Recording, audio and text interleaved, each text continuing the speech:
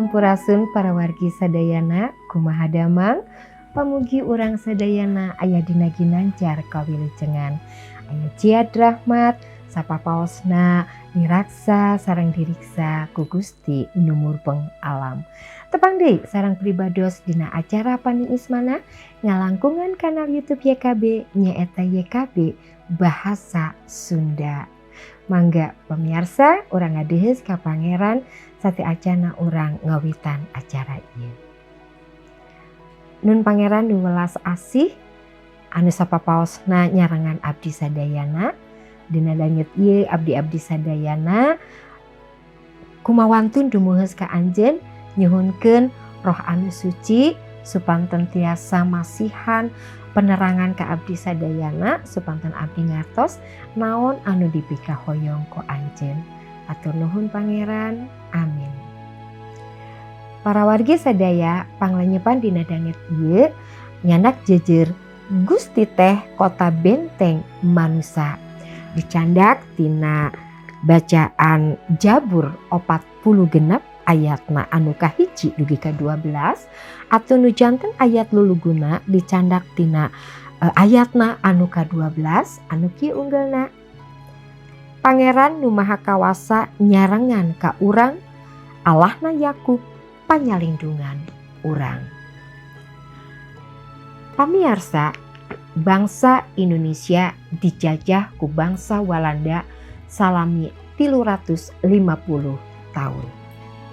Salami eta bangsa Belanda anu ngajajah urang ngawangun fasilitas-fasilitas kanggo kubu pertahananana.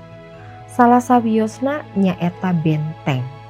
Benteng teh dijantenkeun pusat komandona oge janten tempat panyalindungan ti serangan musuh.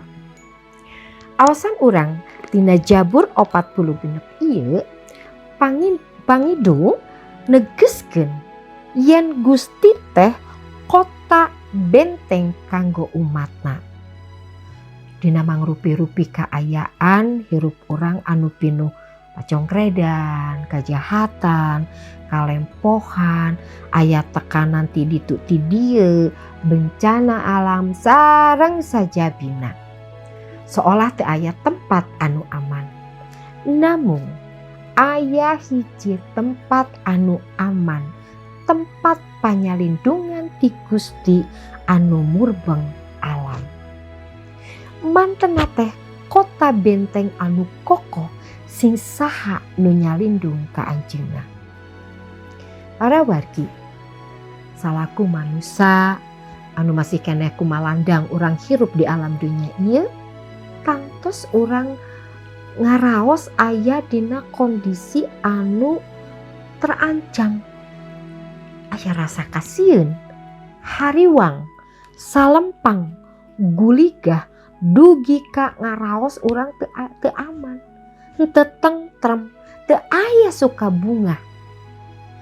Hal anu kedah dilakukeun ku urang nyaeta nenangkeun diri, nyambat ka Pangeran dugi ka ngaraoskeun kasumpingan Roh Suci ngancik dina hate urang. Roh Suci eta anu ngiatkeun urang. Urang kedah muserkeun hate, jiwa sareng pikiran urang ka Pangeran anu murbeng alam. Nya mung mantena wungkul anu masihan katentreman sareng panyalindungan dina mangsa urang anu teu daya teu upaya. Teu aya hiji tempat anu aman mung kota benteng nyaeta Gusti Yesus. Mangga urang ngadoa. Nya Gusti mung anjeun kota benteng kahirupan abdi, tempat panyalindungan abdi. Dilebet anjeun aya katentreman sirna sagala rupi kahirupan abdi anu pinuh ku cocopi, pinuh ku hariwang karingrang. nya abdi mung musir ka anjeun tiasa abdi hirup aya dina katentreman. Pasihan kakiatan supanten abdi tetep musir ka anjeun nu janten kota benteng kahirupan abdi. Hatur nuhun Pangeran, panunda ieu disanggakeun di lebet panjenengan Gusti Yesus Kristus nu janten juru salamet abdi sadayana. Amin. Mung sakitu pamirsa anu tiasa didugikeun, pamugi panglenyepan urang dina danget ieu tiasa ngajantenkeun berkah kanggo urang sadayana. Ulah hilapnya di like, subscribe, sareng di komen. Hatur nuhun, Gusti Yesus ngaberkahan urang sadayana.